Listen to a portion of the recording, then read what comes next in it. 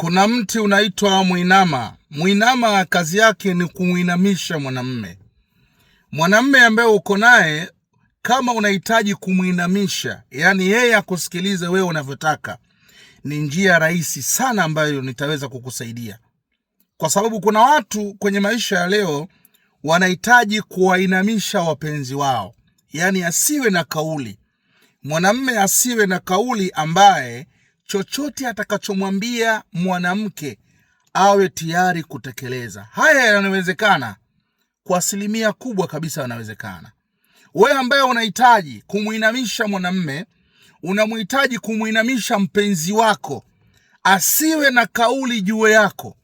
Chochote utakachomwambia kuhusu wewe, jambo lolote, asiweze kulipinga na asiweze kukataa. Jambo lolote linawezekana.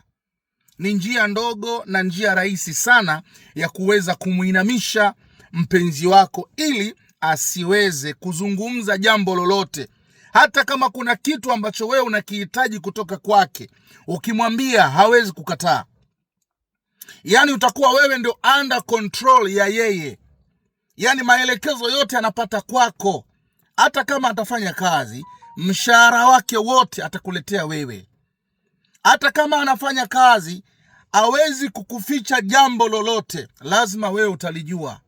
Hizi njia zipo na nitaweza kukuelekeza wewe ambaye unahitaji kumuinamisha mwanamume, kumuinamisha mpenzi wako ili akusikilize, asifanye jambo lolote mpaka kauli itoke kwako. Hujawahi kuona mwanamume kwenye nyumba anakuwa hana mamlaka? Mwanamke ndo mwenye mamlaka, mwanamke ndo mwenye sauti.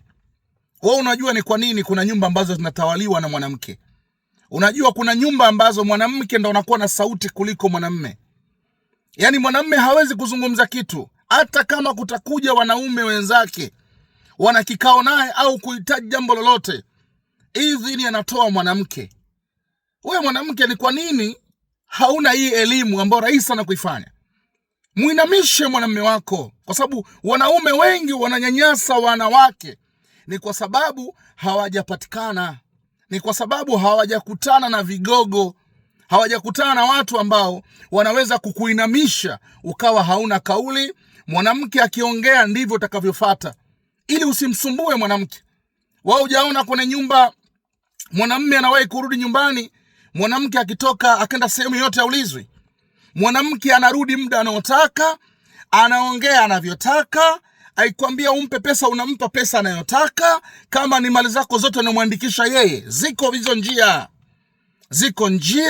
Ziko dawa ambazo ukiweza kufanyiwa wewe ambaye unahitaji kumuinamisha huyu mwanamume, njia ziko wazi kabisa, inawezekana. Kuna mti unaitwa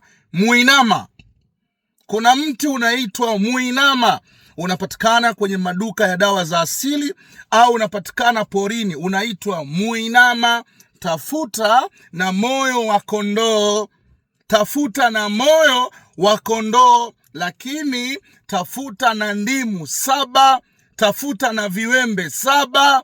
Ukishapata vizuri vile vitu, nitakuelekeza namna ya kuweza kumuinamisha huyo mwanamume, kumuinamisha hilo jabali, kumuinamisha huyo mwanamume, kulinamisha hilo jabali. Kwa hiyo wewe ambaye unahitaji kumtengeneza na kumuinamisha, siwe na sauti. Yani hawezi kumsikiliza, hadi mama yake mzazi hawezi kumsikiliza. Ukimfanyia hizo dawa, hata rafiki zake hawezi kusikiliza. Ukimfanyia hizo dawa, hata ndugu zake hawezi kuwasikiliza. Ndio maana ukakuta wanaume wengi wanakuwa hawana kauli kwa mwanamke. Na inasemekana kwamba watu wengi wanasema mwanamume yule ameshikwa nyota. Sio nyota. Nyota haishikwi. Yeye anadhibitiwa na madawa. Na hii ninakwambia ni dawa ambayo ukiifanya kumtengeneza na kumuinamisha huyu mwanamume kwa njia zozote inawezekana. Sio kitu cha uongo, wala sio kitu ambacho nakuja kukudanganya. Nasema wewe ambaye unahitaji, kwa sababu kuna wanawake wana shida, kuna watu wanahitaji hii huduma, yani kumshika na kumuinamisha. Ziko njia. Nenda katafuta hivyo vitu nilivyokuambia hapo. Ukishapata hivyo vitu, naomba tuwasiliane kokote ulipo ulimwenguni, duniani, kokote ulipo. Nitaweza kukuelekeza njia za kufanya ili kuweza kuifanya hiyo kazi, kumuinamisha huyo mwanamume na kumshikisha adabu.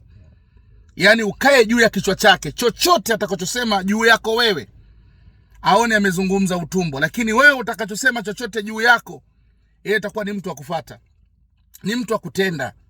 Mwanamume anainamishwa, mwanamume anatengenezwa. Sasa kama wewe una mwanamume alafu hujamuinamisha mpaka leo, bado anakusumbua, bado anakutesa, bado yeye ndo ajifanye ndo mwambafai, yeye ndo kidume, unachomwambia kitu hauna haki. Kuna wanawake hawana haki kwenye ndoa zao, kuna wanawake hawana haki kwenye mahusiano. Kila atakayosema anaonekana ni baya, ila la mwanamume linaonekana ni zuri. Hata kama uongee pointi kiasi gani, kuna wanaume hawataki kusikiliza wanawake, hata kama ni ushauri mzuri. Kuna wanawake mpaka leo wamekaa kwenye ndoa, mwanamume ameenda amepoteza maisha, mwanamume amekufa, lakini mwanamke ameondoka na watoto, mpaka leo mali zake anasumbuka kuzipata.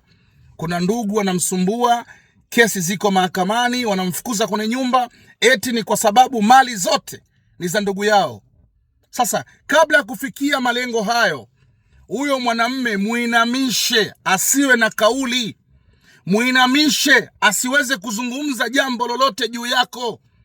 Kama ni mali zote ya kuandikishe wewe, kama ni nyumba zote ya kuandikishe wewe, kama ni magari yote ya kope wewe. Yani dhibiti mali. Unapomdhibiti yeye umedhibiti uchumi. Unapomdhibiti yeye umedhibiti mali yako, umedhibiti mali yako mapema. Endapo ataondoka, wewe atakuwa amekuacha kwenye mazingira magumu, hautaweza kupata haki zako. Ndio maana nikasema muinamishe mwanamume kwa kutumia dawa inaitwa Muinama. Katafute hivyo vitu, nitakuelekeza namna kuweza kutengeneza.